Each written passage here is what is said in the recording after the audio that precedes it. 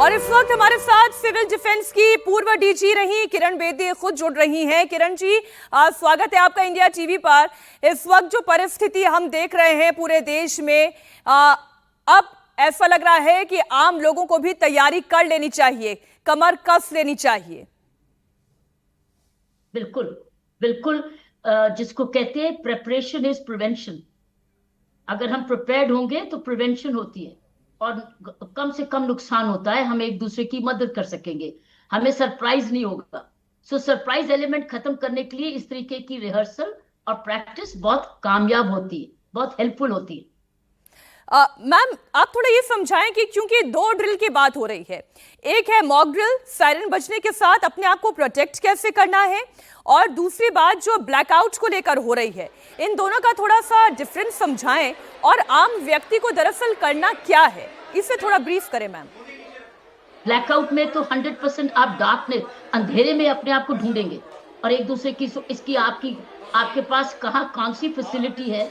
ये ब्लैकआउट और अंधेरे में अपने रिएक्शंस और रिस्पॉन्सेज एक तरीके के हैं, और एक है सायरन जो दिन में भी हो सकता है, रात के भी हो सकता है। सायरन कभी भी हो सकता है।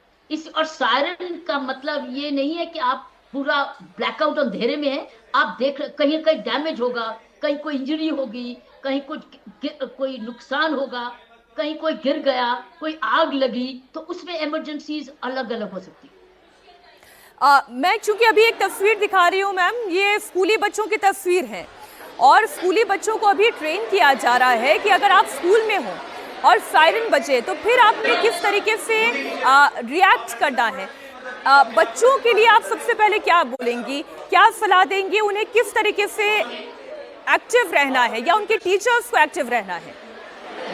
ये आप देख रहे हैं, यही बता रहे बच्चे कि वो अपने डेस्क के नीचे आ गए अपने आप। ये अर्थक्वेक की प्रोटेक्शन भी आती है, डिजास्टर मैनेजमेंट में भी इस तरीके से आती है, कोई कोलैप्स में भी आती है। तो वो उन्होंने क्या किया है, अपने आप को डेस्क के नीचे कर लिए।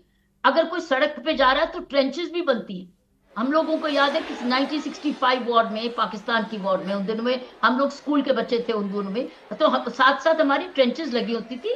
तो जैसे सेबर जेट ऊपर से जाता था, सायरन बजता था, हम लोग सारे ट्रेंचेस में चले जाते। तो ये ट्रेंचेस भी होती थी उन दिनों में, जिसमें कोई ना कोई ऐसी चीज जिसमें आपकी बॉडी को प्रोटेक्शन मिले। अच्छा, क्योंकि आपने 1965 वॉर का जिक्र किया मैम, मेरे ग्रैंडफादर ग्रैंडमदर बताते हैं कि उस दौरान ऐसी परिस्थिति हो गई थी कि जोधपुर की मैं खास तौर पर बात करूंगी कि खिड़कियों को, दरवाजों को काले पेंट से रंगा गया था और बकायदा फिल्म चढ़ाई गई थी, ब्लैक फिल्म, जिससे कि रात को अगर थोड़ी सी रोशनी भी होती है तो कहीं दुश्मनों के लिए कोई इंडिकेशन ना हो जाए। इसे आप समझाएं, क्योंकि इतनी बड़ी आबादी है, उस वक्त तो इतनी सघन आबादी भी नहीं थी, अब आबादी बड़ी है, टेक्नोलॉजी और ज्यादा बेहतर हो चुकी है, लाइट फैसिलिटी जगह जगह है। ऐसे में इस तरीके के ड्रिल को करना बड़ा चैलेंज क्या है? सबसे ज्यादा फायदा ड्रिल का ये है कि हर व्यक्ति, एक नागरिक अपनी जिम्मेवारी समझने लगता है। You see, it's right to be protected, but it's right to protect the other person also. So इसलिए एक सामाजिक जिम्मेवारी बनती है, एक समाज को इकट्ठा करता है और एक पारिवारिक महसूस, एक फीलिंग लाता है, एक दूसरे की हेल्प की फीलिंग लाता है, कॉमराडरी आती है, सिटीजनशिप आती है, रिस्पॉन्सिबिलिटी आती है, हेल्पफुल नेचर आती है, और इनोवेशन भी आती है कि मैं प्रॉब्लम में होगा तो मैं क्या करूंगा। तो ये सारी चीजें, प्रिपरेशन आपको मेंटली भी अलर्ट करती है। तो इसके बहुत सारे स्पिन ऑफ बेनिफिट्स ये हैं कि आपको मेंटली अलर्ट करती है और आपको एक इनोवेटिव बनाती है कि इस प्रॉब्लम में होगा तो मैं क्या करूं, मेरी नजदीकी हॉस्पिटल कौन सा है, मेरा डॉक्टर कौन सा है, मेरी इमरजेंसी कहाँ है। सो आई थिंक सब जने ये देखने लगते हैं कि अगर कोई प्रॉब्लम हुई तो मैं कहाँ, कोई किसी को उठाना है तो किसने मिलकर उठाना है, स्ट्रेचर मेरे पास है। तो इनोवेटिव तरीके से वो एक दूसरे की हेल्प करते हैं। मेन चीज है कि एक नागरिक जागरूकता पैदा करती है, जो कि बिना सायरन के और इन चीजों के नहीं हो सकती। अच्छा मैम, अब जैसे इन्हीं तस्वीरों को अगर मैं अपने सामने एक नज़ीर की तरह रखूं, एक एग्जाम्पल के तौर पर, कि मान लीजिए स्कूल में है तो बेंचेस के नीचे अपने आप को छिपा लिया, एकदम खुले फील्ड में है तो अपने कानों को बंद करके या सिर को ढककर जमीन पर वहीं पर लेट गए। लेकिन इसी तरीके की सिचुएशन अगर मान लीजिए कोई मल्टी स्टोरी टावर में है उसे फिर उसका रिएक्शन क्या होना चाहिए, उसे किस तरीके से ऐसे सायरन पर रिएक्ट करना चाहिए? इसलिए एस्केप रूट्स अपनी खाली रखनी चाहिए, अपनी अपनी स्टेयरकेसेस को खाली रखनी चाहिए, ताकि आप रुकावट के बिना आप स्टेयरकेस से नीचे आ सकें। और तो ये है अलर्टनेस, क्योंकि अभी देखो स्टेयरकेसेस कई बार स्टोरेजेस बन जाती हैं, उनमें ऑब्स्टिकल्स होती है, रुकावट होती है। So keep the staircase out available. अच्छा, एक और तस्वीर। जी जी जी मैम, रोप के साथ भी, और भी फर्स्ट एड जब ऐसी ट्रेनिंग होती है, ऊपर से कैसे भी नीचे, जिसको कहते हैं रोप रैपलिंग भी सिखाई जाती है। सो सिविल डिफेंस में सारी चीजें यही है, एक दूसरे की किस तरीके से ऐसी पोजीशन में मदद करना, किसी को रोप के साथ भी लाना। सो ये सारी डिजास्टर मैनेजमेंट में, सिविल डिफेंस में ट्रेनिंग दी जाती है, और यही ट्रेनिंग हो रही है। आप देख रहे हो किस तरीके से वो स्ट्रेचर पे ला रहे हैं, और स्ट्रेचर्स अवेलेबल है। सो हर आदमी अपनी अपनी चीजें देखता है कि मैं कौन सी चीज उस वक्त मेरी मदद में आ सकती। एक और बात जो सबसे ज्यादा रेडियो है, सबसे ज्यादा रेडियो है। Make keep the radio available, क्योंकि रेडियो अवेलेबल रहेगा। अगर इंटरनेट कट गया तो रेडियो अवेलेबल रहेगा।